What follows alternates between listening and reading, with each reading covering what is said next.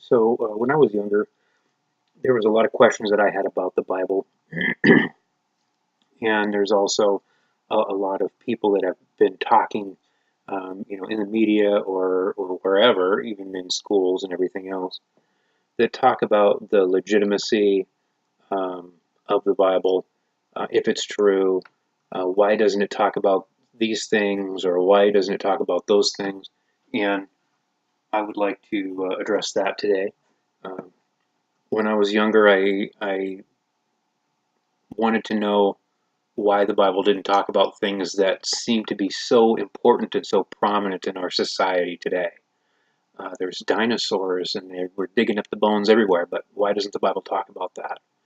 And why doesn't the Bible talk about all these other things in history that were going on at the time,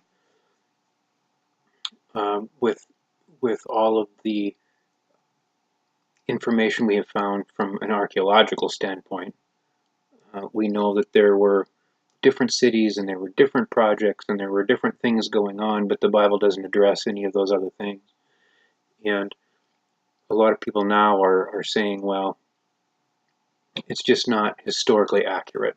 We can't prove this story in the Bible.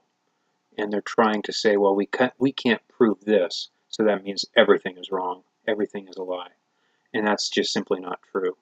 What I discovered is the Bible isn't a math book or a science book or a history book. It's not made to teach any of those things. Uh, it uses stories from the past to teach us something. So even though those stories are from history and they're about things that happened in history, it's not a history book. It gives stories of how things came to be, how God made the heavens and the earth. It doesn't specifically say he did this or he did that. It just said that God spoke them into existence. And so a lot of science people are saying, well, we know that there's atoms in matter, and the Bible doesn't talk about that. And so the Bible is wrong. And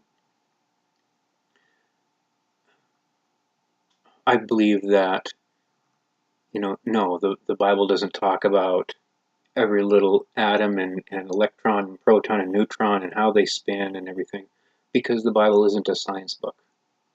It's not made for science.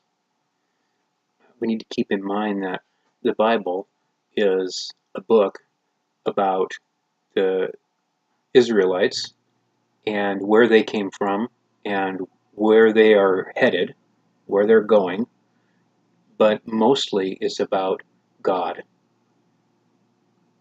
What God did, how he did it, who he talked to, different people that had relationships with God and what they did, what God's plan is,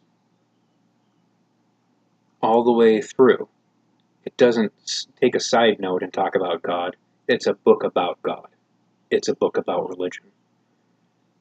It's a book trying to bring us to God, trying to explain God, trying to explain where we came from, trying to explain what our purpose is here.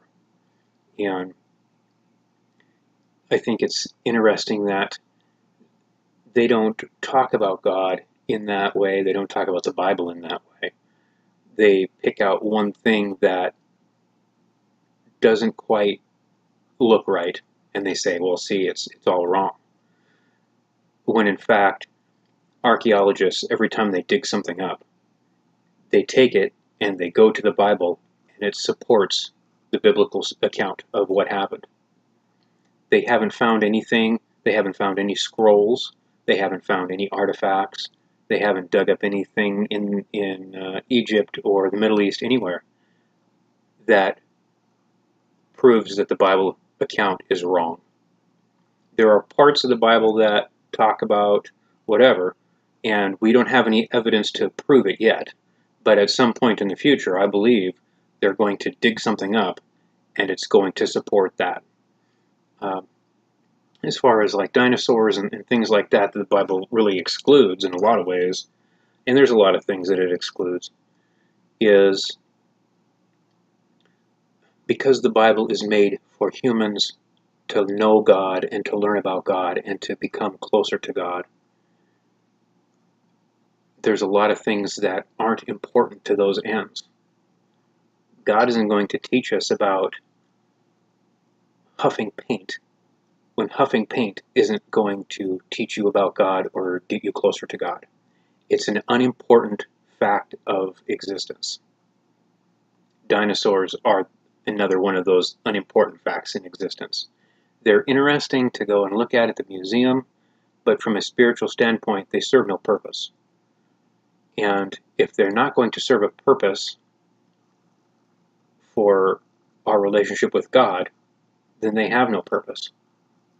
If you're going to tell a story, are you going to tell a story about what a person did and then spend most of your story talking about how somebody made his garment, how they wove it together and colored the threads? You're not going to do that, so you leave those things out. You talk about what the person did. And that's what the Bible does. It leaves out unimportant facts, even though they are true, like dinosaurs are true. Obviously, we dig them up all the time. And it focuses on some historical facts throughout time. It leaves out things that we want to know, but its sole purpose is to bring humans to a better understanding and a better relationship with God. And if something is going on that doesn't do that, the Bible isn't going to include it because it's not important.